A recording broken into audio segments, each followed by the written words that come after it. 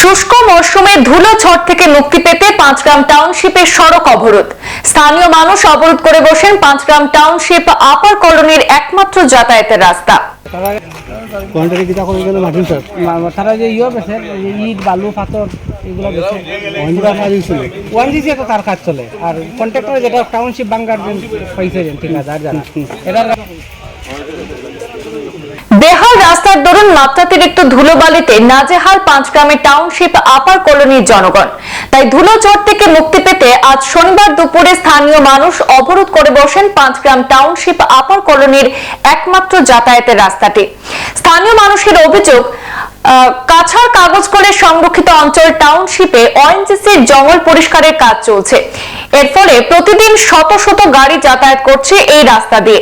ইদানিং সড়কের অবস্থা অত্যন্ত বেহাল হয়ে উঠেছে। রাস্তার বেহাল অবস্থায় ধুলো ঝড়ের নাকাল টাউনশিপ আপার কলোনির মানুষজন। তাই তারা আজ বাধ্য হয়ে সড়ক অবরোধ করেছেন। তাদের দাবি, প্রতিদিন সড়কে জল ছিটাতে হবে, সেই সাথে অবিলম্বে এই বেহাল সড়ক সংস্কারেরও দাবি জানিয়েছেন ভুক্তভোগীরা।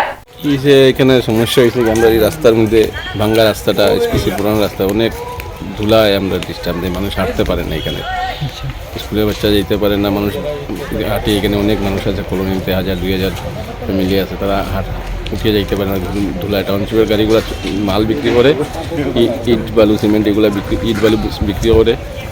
আর গাড়িগুলো লামে খুব স্পিডে যান, ধুলার কারণে এখানে এই রাস্তা থেকে হাঁটা যায় না। আমরা ডিমান্ড আসছিল যেন রাস্তা দিকে ঠিক আছে তোমরা গাড়ি চালাও, ডেলি একটু জল মারার লাগে, তারা জল মারে না। আর ধুলার লাগে আমরা এই এলাকার যত বসে মানুষ আছে কলোনির হাঁটতে পারে না, বাচ্চাগুলোও যাইতে পারে না, নাকের রুমাল বান্ধি হাঁটতে পারে। এর লাগে আমরা রাস্তাটা বন্ধ করছি। যারা এখানে ইনচার্জ আছে তারাও জল মারাইয়া দেওয়ার অ্যাপয়েন্টমেন্ট দেয় যদি আমরা রাস্তা। সংবাদ এই পর্যন্তই, ফিরছি পরবর্তী অন্যান্য আপডেট নিয়ে। ধন্যবাদ।